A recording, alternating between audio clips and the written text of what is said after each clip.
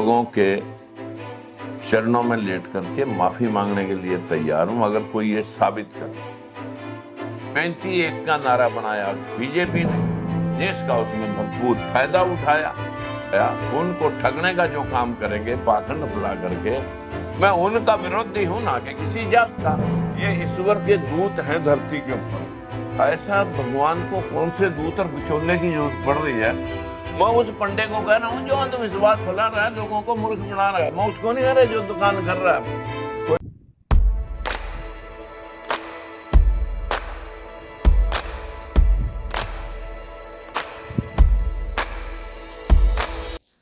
ग्रामीण भारत देखने वाले सभी दर्शकों को सबसे पहले नमस्कार। आज हमारे साथ रूबरू होंगे लोकतंत्र सुरक्षा पार्टी के सुप्रीमो श्री राजकुमार सैनी जी। सैनी साहब, हमारे चैनल पर आपका बहुत बहुत स्वागत है। सैनी साहब, आपके बारे में जैसे समाज में बहुत सारी भ्रांतियां फैली हुई है। मैं एक बारी आपके दर्शकों को प्रणाम कर लूं। जी सर। ग्रामीण भारत, वास्तविक भारत जो गांव में बसता है, सभी उन दर्शकों को मेरा प्रणाम जो इस वक्त हमारे साथ ग्रामीण भारत को देख रहे हैं। जी सैनी साहब, जैसे आपको भी पता है, समाज में बहुत सारी भ्रांतियां आपको आपके नाम को लेके, आपके फेस को लेके फैली हुई है। बहुत सारे दर्शकों के हमारे चैनल पे कमेंट्स आते हैं। उनको देख के हमारा मन किया कि हम आपसे क्यों ना वो सारे क्वेश्चन हम आपसे मिलके पूछ लिए जाए। तो दोस्तों, जैसे कि आप देख रहे हो, हम पहला क्वेश्चन सैनी साहब से वही पूछते हैं जो आप कमेंट में हमसे पूछते हो। सैनी साहब, जैसे समाज का जो ताना बाना है विभिन्न जातियों से मिलके बना हुआ है, आप कैसे देखते हो? जातियां जो हमारे समाज में बनाई गई, भारत देश जैसे जातियों से बना हुआ है, क्या जरूरत है इन जातियों की समाज में? आप जो सवाल किया था सबसे पहले कि आपको जाति विरोधी बोला जाता है, पहला शब्द आपका था। जी। मैं सभी भारत देश के निवासियों को बता देना चाहता हूं कि कोई एक शब्द, एक प्रेस विज्ञप्ति या मेरे द्वारा किसी मंच से बोला गया किसी जाति के ऊपर आक्षेप साबित करने वाला कोई शब्द, तो मैं 100 बार लोगों के चरणों में लेट करके माफी मांगने के लिए तैयार हूं अगर कोई ये साबित करे। लेकिन न्याय व्यवस्था, हिस्सेदारी, बराबरी इस देश का जो संविधान प्रदान करता है, मैंने हमेशा जाति पाति से ऊपर उठ करके, लोगों ने कहा आरक्षण एससी को, बैकवर्ड को, मैंने कहा नहीं, 100% आरक्षण की जरूरत है देश। ब्राह्मण को भी मिले, बणिये को भी मिले, क्षत्रिय को भी मिले, लेकिन जो उसकी संख्या का अनुपात है उस समय उन सबको आरक्षित रहना चाहिए कि किसी भी जाति का नेता किसी दूसरी जाति के हितों के साथ खिलवाड़ ना कर सके, ऐसा मैंने बोला था। लेकिन जिन लोगों ने सत्ता हथिया करके बाकी के लोगों को के साथ भेदभाव बरत करके उनका शोषण किया है, जब जो लोग ज्यादा डकारे बैठे हैं उनको तो पीड़ा होगी ही कि राजकुमार सैनी जाति पाति की बात करता है। एक सीधा सा सवाल है सैनी साहब, आप ये बताओ, जैसे बोला जाता है कि आप एक पार्टिकुलर कम्युनिटी के अगेंस्ट में बोलते हो, क्या ऐसा है? आप हमारे जो दर्शकों को इस खुले शब्दों में बताएं कि क्या सचमुच ऐसा है कि आप पार्टिकुलर जाति के विरोध में हैं? मैंने वैसे तो इस आपके सवाल के जवाब में सब कुछ इसमें बता दिया कि 100% सबके हित सुरक्षित आरक्षित होने चाहिए। लेकिन जिन लोगों ने हरियाणा प्रांत में शासन किया है, उन लोगों को ऐसा लगा कि जब सुप्रीम कोर्ट ने उनको आरक्षण से बाहर निकाल दिया, तो उस दिन कि अगर सरकार ने हमारे आरक्षण को छुआ भी तो हम दिल्ली का दूध पानी बंद करके नाक में दम कर देंगे। उस दिन मैंने कहा था कि जो बैकवर्ड समाज है, ये तो साग सब्जी कमेरा वर्ग है जो दूध का उत्पादन सब्जियों का करता है, तो हम दिल्ली में पहुंचा देंगे। दिल्ली किसी की बपोती नहीं है। इन दी अदर हैंड मैं अगर कहना चाहूंगा कि उस दिन मैंने कहा था कि अगर जाटों को भी आरक्षण की जरूरत पड़ गई तो क्यों ना आरक्षण 100% किया जाए। उस दिन ये मेरी पहली प्रेस विज्ञप्ति थी कि जनसंख्या अनुपात में सभी जातियों को आरक्षित किया जाए। जो भाई एक समाज में जब पहले 35-1 का नारा बनाया बीजेपी ने, जिसका उसने भरपूर फायदा उठाया, आरोप मुझ पे लोगों ने लगाए क्योंकि मैंने सवाल 100% आरक्षण का किया था। अब लोग ब्राह्मण समाज के यही बात कह रहे हैं कि राजकुमार सैनी जातिगत जहर घोलता है। भाई मैं किसी जाति के खिलाफ नहीं हूं। जो ब्राह्मण नौकरी कर रहा है, खेती कर रहा है, दुकानदारी कर रहा है या किसी तरह का कोई कारोबार कर रहा है, तो वो राष्ट्र के निर्माण में लगा हुआ है। जो लोगों को मूर्ख बना करके अंधविश्वास की तरफ धकेल करके उसको चीट करता है, झूठ बोल करके, धर्म के नाम पर, आस्था के नाम पर, या किसी तरह भूत प्रेत और जिन जनातों के आधार पर जो लोग आप इस साधारण जनमानस को, जिनको शिक्षा से दूर रखा गया, उनको ठगने का जो काम करेंगे पाखंड फैला करके, मैं उनका विरोधी हूं, ना कि किसी जात का। ऐसे ही मैंने कभी न जाट के बारे में बोला, ना किसी ठाकुर के बारे में बोला। मैंने इन सब की वकालत की कि सभी जातियों को आरक्षण मिलना चाहिए। बताइए मैं कहां कौन सी जात का विरोधी हूं? लेकिन आटा गूंदी हिल्दी क्यों? अगर हम अपने हिस्से की बात करें, इंसाफ और हिसाब की बात करें, तो फिर हम तो हो गए जाति पाति। जिन लोगों ने प्रदेश के अंदर 50% सर्विसेज के ऊपर कब्जा किया सत्ता के आधार पर, और पूरे देश में एक ही व्यवस्था, जब जवाहरलाल नेहरू प्राइम मिनिस्टर थे तब 70% चीफ मिनिस्टर और सारी ब्यूरोक्रेसी और सारे जो संवैधानिक पद मुख्य थे वो सारे ब्राह्मणों को ही दे रखे थे। अरे जो लोग सत्ता में रहे जाति पाति तो वो करते हैं। जब जाति पाति के द्वारा, सत्ता के द्वारा हुआ जाति पाति विरोध, जब उसका कोई व्याख्यान करता है, शोषण के खिलाफ आवाज उठाता है, तो उसको लोग प्रदूषित करने का प्रयास करते हैं। अपने ऊपर कोई जातीय आक्षेप आज ना है, तभी मैंने कहा था कि मैं चरणों में लेट करके माफी मांगने के लिए तैयार हूं, अगर कोई साबित कर दे। दूसरा सवाल। तो सैनी साहब, जैसे आप बोल रहे हो कि पाखंडवाद ये वो, तो ये बताएं सर, आप किस विचारधारा पे काम कर रहे हैं? आप किस महापुरुष को एक्चुअल में फॉलो कर रहे हैं, मानते हैं? आप किस विचारधारा पे आगे चल के काम करेंगे? अब इसके पीछे मुझे नहीं पता, आपके चैनल में वीडियो कमेंट की आपकी होगी, मैं उसी के हिसाब से जवाब देना चाहता हूं। ये दुनिया, सूर्य जो है ना, अंतरिक्ष के अंदर 9 ग्रह हैं, और ये पृथ्वी जो है ना, सूर्य से टूटा हुआ एक अलग टुकड़ा है। ठंडा हुआ पानी आया, वनस्पति आई, जीव जंतु आए, आदि मानव आया, बालों वाला, पूंछ वाला। जब उसकी जो पत्थर के द्वारा उसने आग जलानी सीखी, तो वो भून करके खाने लगा, जो मांस को जानवर मार के खाता था, तो उसके बाल उतर गए। गुफाओं में रहता तो इत्तेफाक से जो है ना, वहां सांप बिच्छू काटने लगे, हो तो कुटिया बनाने लगा। सिंधु घाटी की सभ्यता था, बैठने लगा तो पहुंच लुप्त हो गई। वो आदि मानव मानव रूप में परिवर्तित हो गया।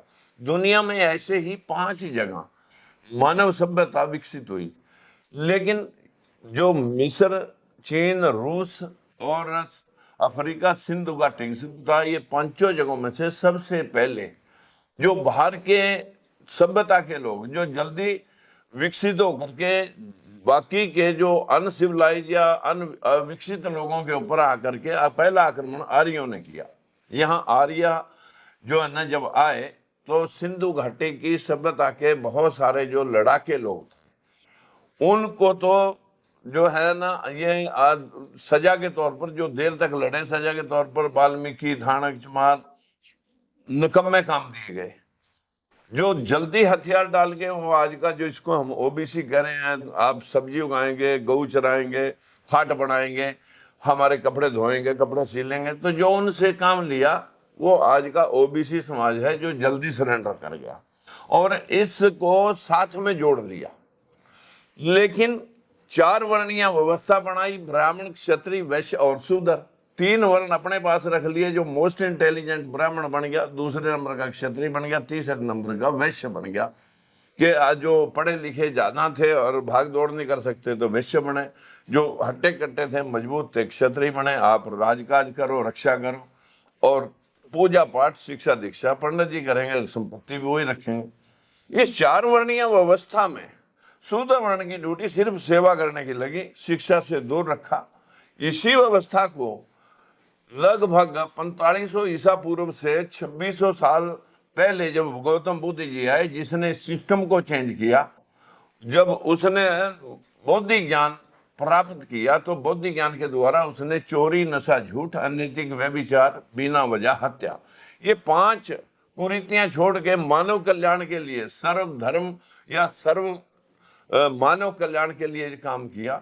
जीते जी लोगों ने उनको महापुरुष माना और मरने के बाद लोगों ने उनको भगवान मान लिया। चाहे कबीरदास, रविदास, गुरु नानक देव, गुरु गोविंद सिंह, तेग बहादुर, जितने भी लोग शोषण अत्याचार के खिलाफ लड़े, उन लोगों को लोगों ने बाद में भगवान माना। ऐसे ही गौतम बुद्ध ने इस दुनिया के आज 195 कंट्री यूएनओ के सदस्य हैं, जिनमें 80 कंट्रियों में बुद्ध विचारधारा को फॉलो किया जाता है, जिसमें बराबरी है, कोई विषमता नहीं, कोई ऊंच नीच नहीं, सबका कल्याण मंगलमय हो। इस भाव से इस धर्म को जिनेवा में अभी विश्व धर्म सम्मेलन हुआ, जिसमें सर्वश्रेष्ठ धर्म का खिताब दिया गया। लेकिन हमारे देश की मनुवादी व्यवस्था, जो मनु कह रहा है कि स्त्री पाप योनि है, शूद्र को पढ़ने का अधिकार नहीं है, शूद्र नीच है, जो जिसको दुनिया के लोग, जो इस व्यवस्था को स्थापित करने वाले लोग हैं,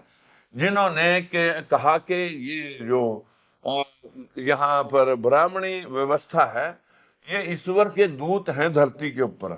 ऐसा भगवान को कौन से दूत और बिचौले की जरूरत पड़ रही है जो मानव मानव में भेद करता है।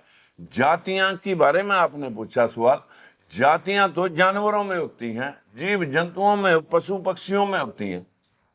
पता लग जाता है किसी एक खेत में कोई जानवर घुसा है, ऊंट की पैड़ा है, गधे की पैड़ा, घोड़ी की पैड़ा, खच्चर की है, बैल की है, भैंस की है। लेकिन मानव को चलाओ आप खुले रेत पे, बताएं किस जाति के आदमी की पैड़ है, कौन सा आदमी किसी अलग रास्ते से जन्म हुआ और अलग रास्ते से मरा। व्यवस्था तो कुछ लोगों ने हाईजैक करके सिस्टम को कंट्रोल किया कि हम इनसे कैसे काम लें। पंडित जी बताएंगे तेरे घर में बरकत इसलिए नहीं, पूजा पाठ तेरे पितर को रूप है, वो लिख कर देगा तेरे को, ये सामान दान करने से तेरी कष्ट दूर हो जाएंगे। वो सामान आएगा लाला की दुकान से। सैनी साहब, आपको थोड़ा रोकना चाहूंगा। सबसे ज्यादा ये जो चीजें हैं पाखंडवाद, आजकल तो सैनी समाज में भी बहुत कुछ फैला हुआ है सर, आप इसके बारे में क्या बोलेंगे? खुद के सैनी समाज में भी बहुत सारा मतलब पाखंडवाद वो फॉलो करते हैं इन प्रैक्टिसेस को, आप देखते होंगे। अब जो आपका सवाल है, मैं उसको किसी समाज, किसी जाति या अपने समाज से जोड़ करके नहीं कह रहा। जो पूरा ओबीसी समाज है 6743 जातियों में, उसमें सैनी भी आ गया, कश्यप भी आ गया, कुम्हार भी आ गया, वाल्मीकि भी आ गया, धानक भी आ गया, ऑल ऑफ सडन सारे कुछ आ गए। जब जिसमें मैंने कहा जो हमारे देश के अंदर जो व्यवस्था थी, जो गौतम बुद्ध ने इस दुनिया को रास्ता सुझाया था, वो व्यवस्था लगभग उसी के ऊपर फॉलोइंग करके चंद्रगुप्त मौर्य ने अखंड भारत का निर्माण कराया। लेकिन चंद्रगुप्त मौर्य को त्रासने वाला ब्राह्मण लोग स्थापित करते हैं कि चाणक्य है। चाणक्य विष्णुगुप्त के, जो चंद्रगुप्त मौर्य के मामा विष्णुगुप्त हैं, जो अपने भांजे को साथ लेके धनानंद की क्रूरता को का बदला लेने के लिए उसको त्रासा, युद्ध विद्या में निपुण किया, और उसके माध्यम से धनानंद को, जो अजात शत्रु के पोते थे, उसको हराने के लिए उसने उसको त्रासा तैयार किया और धनानंद का सफाया कर दिया और अखंड भारत का निर्माण किया। चंद्रगुप्त मौर्य ने जितने बुद्धिस्ट स्टेट थे, ये हमारे देश में कोई बाद में ये मनु व्यवस्था लागू हुई। यहाँ पर गण राज्य थे, 16 गण राज्य थे, जिनमें लिच्छवी आएगा, मतलब जो है ना, ये है सुधोधन का है, ये सारे जितने भी गण राज्य थे, वहां गणों का यानी लोगों के द्वारा राज स्थापित होता है। आज हमारे व्यवस्था का शिकार जो 2600 साल पहले गौतम बुद्ध ने दिया, आज चंद्रगुप्त मौर्य ने अखंड भारत का निर्माण किया, बिंदुसार ने विस्तार दिया, अशोक सम्राट ने उसे पूरे एशिया द्वीप तक, जिसमें आज 24 मुल्क हैं, फैलाया। कलिंगा युद्ध में ज्यादा रक्तपात हो जाने की वजह से लड़ाई में तो अशोक सम्राट ने तलवार को छोड़ करके धर्म का, कल्याण का मार्ग अडॉप्ट किया और गौतम बुद्ध की विचारधारा को फॉलो करके 84,000 स्तूप बनवाए, उन पर सारी जीवन शैली लगवाई। उसके पश्चात 7 राजा और हुए उस वंशावली के, जहां सुप्रीति है, देववर्धन है, और मतलब जो है ना ये शालीसुक है, ये सारे आखिरी राजा बृहदत्त मौर्य होता है। उसके दरबार में एक मनोवादी पुष्यमित्र शुंग, वो दरबारी लेखक था, लड़की सुंदर थी, राजा के साथ शादी करके और सेनापति का खिताब ले लिया, सेनाएं अपनी भर ली और उस मौर्य साम्राज्य के आखिरी वंशज को, बृहदत्त मौर्य को कत्ल करके, 10वें राजा को कत्ल करके वहां से राजधानी के, मौर्य साम्राज्य में कहीं विद्रोह ना फैल जाए, राजधानी अयोध्या शिफ्ट की। यहां आके उसने अपने आप को विष्णु का अवतार भगवान राम साबित किया।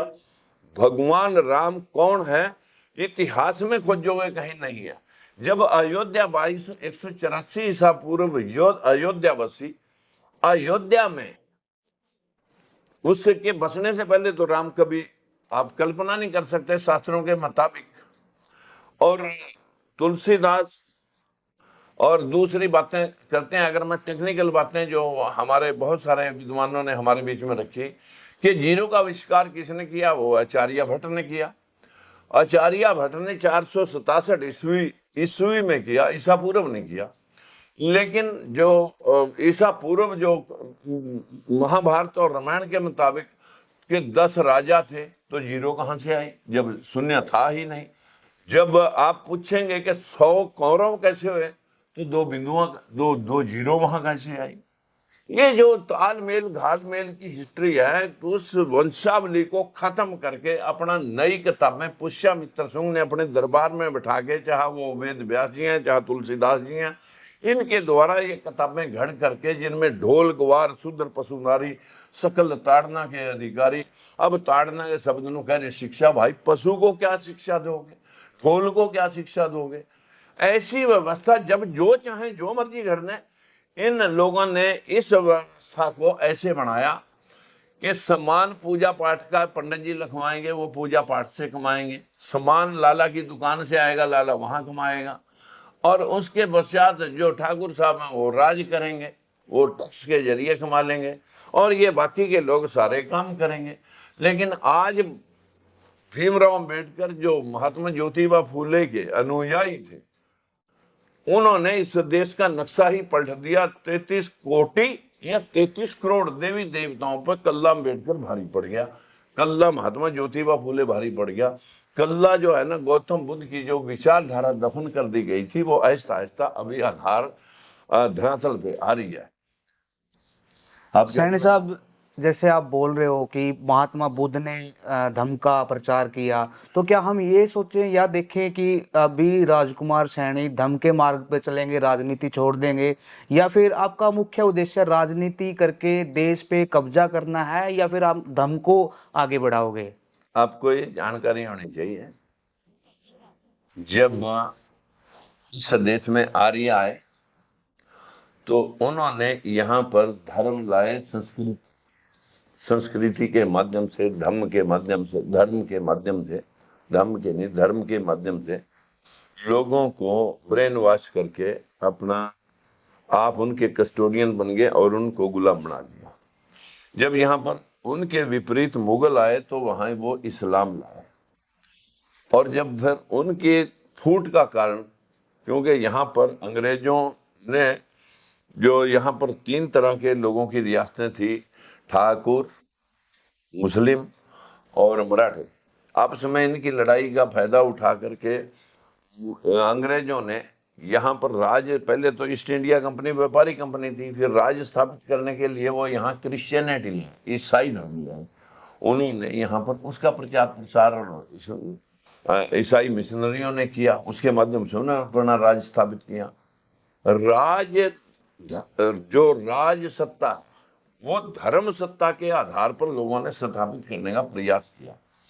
हम उस आधार को, जो हमारा समाज गुमराह हुआ, जिन्होंने किया, जिन्होंने मानसिक गुलाम बना करके उनको धार्मिक बना करके आज क्या हो रहा है, हिंदू मुसलमान।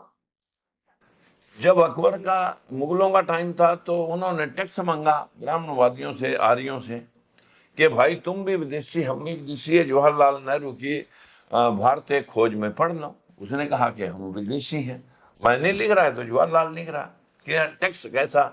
ऐसा जवाब यहाँ के उन्होंने दिया। और अकबर के दरबार में जो 9 रत्न थे, चाहे टोडरमल था, चाहे वो तानसेन था, चाहे मतलब बीरबल था, चाहे मान सिंह थे, ये सारे ब्राह्मण और ठाकुर ही थे। तब तो कोई विरोध नहीं हुआ। तब तो मुसलमानों को, हिंदुओं को मुसलमानों ने निखाया। ये हिंदू शब्द आया कहां से? हिंदू शब्द तो किसी शास्त्र में है नहीं। मल्टीप्लाई अपने आप को करने के लिए मुट्ठी भर लोगों ने सबको आस्था से प्रयास किया जोड़ने का। सबको एक एक मूर्ति दे दी। हमारे को सूरसेन दे दिया, कश्यप को कश्यप ऋषि दे दिया, नाई को जो है ना सैन भगत दे दिया, किसी को विश्वकर्मा दे दिया। जबकि गौतम बुद्ध ने इस दुनिया में 2600 साल पहले दुनिया को जो कहा था कि इन भगवान कौन है, भगवान पंच तत्व है, जो इस सृष्टि में कहते हैं कि कण कण में व्यापक है। भगवान की परिभाषा पंच तत्व है, भूमि, अंतरिक्ष में गगन, गगन, वह वायु, आपसे अगला डंडा ए का है अग्नि, और न से नीर। पंच तत्व मिलता है तो सारी सृष्टि में विद्यमान है ये पांचों तत्व। हम जमीन पर बैठे हैं, हवा भी है, धूप भी है, और यहाँ पर अग्नि धूप के द्वारा, और इस अंतरिक्ष में ये सारी चीजें, ये पांचों तत्व विद्यमान है, जिससे इंसान, सारी सृष्टि बनी है। यही भगवान है। किसने कहा? गौतम बुद्ध ने, कि नर ही नारायण है, भगवान कोई नहीं है। भगवान इंसान है। जितने भी भगवानों को आप किसी डेफिनेशन में लेंगे, चाहे कबीर दास है, रविदास है, गुरु नानक देव है, इन्हीं को भगवान मान लेना। लेकिन इनको भी जातियों में बांट रखा, भगवानों को भी जातियों में बांट रखा। कबीर दास है, उसको धार्मिक समाज ज्यादा प्रेफरेंस देता है, रविदास है चमार समाज देता है, या दूसरे भगवान वाल्मीकि भगवान है, वो महर्षि जी को उसको देते हैं। वो महर्षि भगवान नहीं जो जिसने रामायण महाभारत के ब्राह्मण ने लिखी थी, जिसमें ढोल ग्वार शूद्र पशु नारियां लिख रखी हैं, ये वो नहीं है, वो और महर्षि है। और ऐसे ही इसी प्रकार की व्यवस्था इस देश में स्थापित की गई। गौतम बुद्ध ने दुनिया को पंच तत्व के द्वारा पैदा हुई कि भगवान नर ही नारायण है, भगवान इंसान है, चाहे ईसा मसीह है, सोक्रेटिस है, गौतम बुद्ध है, जैन मुनि महाराज महावीर जी हैं, सारे इंसान हुए। अगर इनकी कॉपी भी की गई, राम और श्याम को भी भगवान के अवतार बना करके पेश किया गया, तो उनको भी मानव रूप में किताबों के द्वारा प्रदर्शित किया गया। ललई सिंह यादव और पेरियार ई रामास्वामी की किताब में सुप्रीम कोर्ट ने फैसला दिया कि भगवान से मेरे इतने सवाल हैं कि क्या सूर्य को कोई निगल सकता है? प्रसंग आ रहा है कि राम को रावण मारना है, और जा भाई हनुमान, सूर्यास्त होने से पहले मुझे मारना है, और सूर्य को रोक। अब सूर्य हमारे देश के टेलीविजन दिखा रहे हैं कि टमाटर की तरह से निकल गया। How can be possible? कि कोई सवाल खड़ा होता है जो 13 लाख गुना पृथ्वी से बड़ा, और विश्व के अंदर एक सूर्य जो सारे देशों को, बाकियों को पता भी नहीं लगा सूर्य कौन खा गया। यही सवाल जो है ना, कि जो कितने करोड़ों किलोमीटर दूर, और आगों के गोले को कैसे खाया जा सकता? खा लिया तो लैट्रिन बननी चाहिए थी, फिर आसमान में दोबारा कहां से आ गया? आदमी की गर्दन पर हाथी की गर्दन लगा दी। लोग आज भी उस बात को मान रहे। घोड़े को शास्त्रों के मुताबिक रगड़ रगड़ के, जो मतलब जो है ना, भांग धतूरा अपनी लड़की उसके घर में भेज करके भांग धतूरा पिला के कि तुम दिमाग मत चलाइयो, बस नशे में धुत रहो। आज भी हमारे लोग घोड़े की काबड़ा उधर से लेके आते हैं, उनके ऊपर सरकारें फूल छिड़क रही हैं कि तुम भोले बने रहो, आंख मत खोलियो। वो जो तीसरी आंख है, जिसको पंडा पुजारी कहता है कि अगर भोले की तीसरी आंख खुल गई तो परले आ जाएगी। परले उनके नाम की आएगी जिन्होंने अंधविश्वास फैला रखा। मैं मैं उस पंडे को कह रहा हूँ जो अंधविश्वास फैला रहा है, लोगों को मूर्ख बना रहा है। मैं उसको नहीं कह रहा जो दुकान कर रहा है, कोई पंडित दुकान कर रहा है, कोई ब्राह्मण मतलब खेती कर रहा है, मैं उसे थोड़ा ना कह रहा हूँ। कैसे कहेंगे आप जाति विरोधी? लेकिन मेरा सवाल जो आपका था, मैं उसमें स्पष्ट दर्शकों को कहना चाहता हूं, भाई अंधविश्वास और पाखंड ने इस देश का जितना सर्वनाश किया, अगर यहां सरस्वती पूजन से ज्ञान मिलता, लक्ष्मी पूजन से धन मिलता, तो फिर सारा धन और ज्ञान सबसे ज्यादा फोटुआ गली गली घर घर के अंदर, हर घर में छोटा बड़ा मंदिर, और हर घर गरीबी से और लाचारी से जूझ रहा है, तो सारा ज्ञान और धन हमारे पास होना चाहिए था। हमारे पास तो कुछ नहीं आया। सारा जो 100% बुद्धिस्ट कंट्री, जापान, चीन, रूस, ताइवान, ये सिंगापुर, मलेशिया, बैंकॉक और अमेरिका, कनाडा, ऑस्ट्रेलिया, सारा धन और ज्ञान तो उन लोगों के पास चला गया जहां कहीं सरस्वती लक्ष्मी नहीं है। इनको बैल बना करके जोत रहे हैं, और मेरे को 1000 गालियां बीजेपी के वो मतलब वो डफर लोग जिनको 5वीं क्लास भी शायद पास ना करी हो।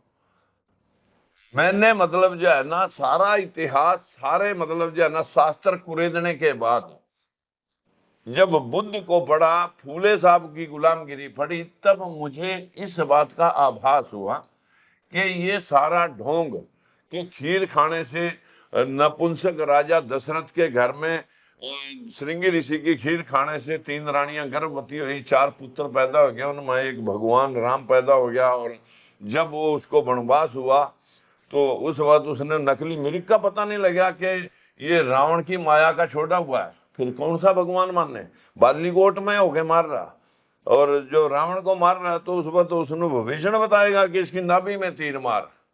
उसे भगवान को नहीं दिखाई दिया, उसको नहीं पता। बाली को ऐसे ही हाथ हिला दे भगवान तो सबके प्राण हर ले।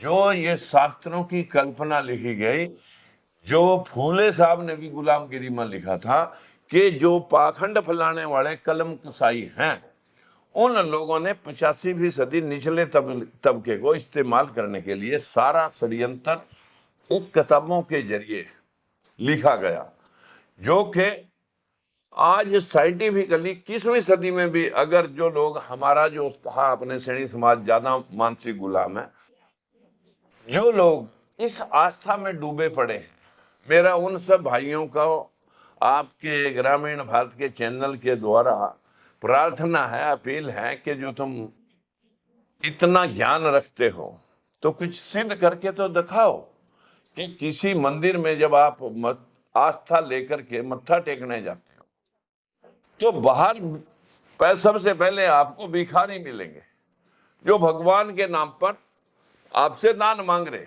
जब अंदर आप मूर्ति के आगे मत्था टेकने के लिए जाओगे तो वहां पंडा पुजारी जो है ना आपसे पैसे मांग रहा है, चढ़ा दे कुछ, और फिर उसके पश्चात आपको आशीर्वाद मिलेगा। इसका मतलब तो भगवान भी रिश्वत लेने के बाद ही कुछ आपको देगा, अन्यथा नहीं देगा।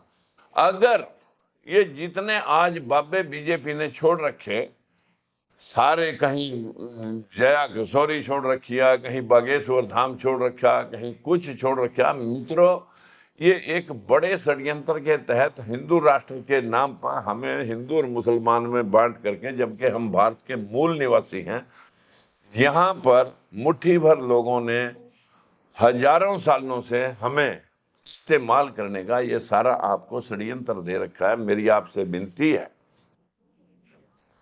कि अगर मानव में आप भी भेद करते हो, जो बाहर भगवान के नाम पर मांग रहा है पैसा, जो अंदर पंडित जी जो मतलब पूजा पाठ के नाम पर आपसे मांग रहा है, या तो दोनों को पंडित जी कहो और या दोनों को भिखारी कहो, दोनों भगवान के नाम पर ही तो मांग रहे हैं। मेरा आपसे सीधा सीधा सवाल है कि अगर मंदिर की मूर्तियां किसी को कुछ बख्श देती, 10 का, 100 का, 50 का नोट, मैं उसे 1 करोड़ रुपए अनुदान देने के लिए बैठा हूं कि मुझे किसी मूर्ति देवी देवता की भगवान से किसी अपने श्रद्धालु को 10-5 रुपए दिलवाते हुए दिखा दें तो मैं उसे अपना सब कुछ अर्पण करने के लिए तैयार हूं। और क्या पूछना? सैनी साहब ये बताओ, जो समाज में फैली हुई बुराइयां हैं इनको दूर करने के लिए आप क्या कौन सा रास्ता अपनाएंगे? क्या जो बाबा साहब अम्बेडकर ने, साहब कांशीराम ने अपनाया था कैडर कैंप का रास्ता, या फिर कोई और रास्ता आप देख रहे हो? अब मैं आपको ये बताना चाहूंगा कि हम सब इलिटरेट होते हैं जब स्कूल में जाते हैं। स्कूल में आज वो तो पढ़ाया नहीं जा रहा जो भारत के महापुरुषों का इतिहास है, कबीर दास, रविदास, गुरु नानक देव या महावीर जैन मुनि महाराज या गौतम बुद्ध को तो नहीं पढ़ाया जा रहा। यहाँ तो रामायण और महाभारत पढ़ाई जा रही है। जब तक ये चलेगा तो देश इसी रास्ते पर चलता रहेगा। लेकिन जब हम अवेयरनेस फैलाएंगे, अपनी जो हमारी नारी शक्ति है, जो बच्चे को डरा डरा करके हाय बहू आ जाएगा, है भगवान आ जाएगा, है ये नहीं ये कर ये, जब तक हमारी जनरेशन नाउंचित रहेगी तब तक मैं नहीं कह सकता कि इन लोगों के हाथ में सत्ता है। लेकिन काशीराम ने सीधा सीधा लोगों को मेंटली प्रिपेयर करता विश्वास से हटा करके लोगों को सत्ता कायम करके दिखाई। लेकिन सत्ता का वहन करने वाले जो लोग थे, वो लोग विचारधारा को छोड़ करके हाँ अंधविश्वास को फिर बढ़ावा देने लगे कि हम 100-100 फुट की मूर्तियां लगाएंगे, परशुराम की, अखिलेश और मायावती, और एक सीट आ गए जो एब्सोल्यूट मेजोरिटी की सरकार चलाती थी। मेरा आप सभी से हाथ जोड़ करके एक विनती है, आपसे कहना है कि मित्रों, वहां तक विश्वास सही है धर्म का जहां मानव मानव में भेदभाव न हो, जहां ऊंच नीच न हो, सर्व कल्याण भाव हो, जहां ऊंच और नीच पैदा करता हो, जहां मानव मानव में भेद होता हो, जहां लोगों को पत्थरों के ऊपर ढाल करके अपने उल्लू सीधे करने का रोजी रोटी का जरिया बनाया हो, जब तक आप इस प्रकार के अंधविश्वास में, आस्था के ऊपर कहते हैं, जब जैसे ही आस्था के ऊपर कोई सवाल करेगा तो जब ही पंडा पुजारी कहेगा आस्था पे सवाल नहीं होता, क्योंकि उसका चीरहरण हो जाएगा। भाई मैं कभी मंदिर नहीं गया, बीच मीन घर में पैदा हुआ हूं, अपने आप आपको बता दूं, गरीब बेजमीन घर में पैदा होने वाला आदमी गांव की पंचायत से पंच, सरपंच, ब्लॉक समिति, जिला परिषद, एमएलए, मंत्री, एमपी, मैं आपको रास्ता दिखा करके इस किस क्षेत्र में आपका भी मुख्यमंत्री आपको बना सकता हूं। मैं आप अपनी कलम से, बाबा साहब ने कहा था अपनी कलम से अधिकार लिखने, मैं आज आपको ऐसा हथियार दे रहा हूं जिसको आप मौके के ऊपर चला करके अपने हक और अधिकार को प्राप्त कर सकते हैं। शिक्षित बनो, संघर्ष करो, संगठित हो जाओ और संघर्ष करो। तो यही मूल मंत्र है। मैं सामाजिक कार्य के साथ साथ राजनीतिक कार्य भी कर रहा हूं, क्योंकि सामाजिक कार्य से लोगों को इंसाफ तो नहीं मिलेगा, इंसाफ राजनीति से मिलेगा, लेकिन जागृति सामाजिक कार्य से मिलेगी। ऐसे बहुत सारे लोग हैं जिन्होंने सामाजिक कार्य भी किया और राजनीतिक कार्य भी किया। जिन जैसे इस्लाम भारत में आया, उसने यहाँ जब मुस्लिम भारत में आए तो इस्लाम लाए, अंग्रेज क्रिश्चियनिटी लाई, आर्या लोग यहाँ पर धर्म संस्कृति लाए। हमें भी उसी रास्ते को अडॉप्ट करना पड़ेगा कि हम बुद्धिज्म को प्रचार प्रसार करके जहां बराबरी का, समानता का भाव हो, जहां जिन 100% जापान ने जिस प्रकार से तरक्की की है, जहां कोई नीचा ऊंचा नहीं है, जहां बराबरी है, ऊंची नीची जमीन में तो कुछ भी पैदा नहीं होता, जहां ऊंच और नीच है, समतल जमीन में, बराबर जमीन में ही खेती उपजाऊ हो सकती है। जिस समाज में बराबरी होगी, सबके अधिकार, सबके सम्मान बराबर होंगे, वही देश तरक्की करेगा जैसे बाकी के देशों ने तरक्की की है। मेरा भी सभी दर्शकों को यही कहना है। नमस्कार। ग्रामीण भारत के साथ बात करने के लिए आपका बहुत बहुत धन्यवाद सर। नमस्कार।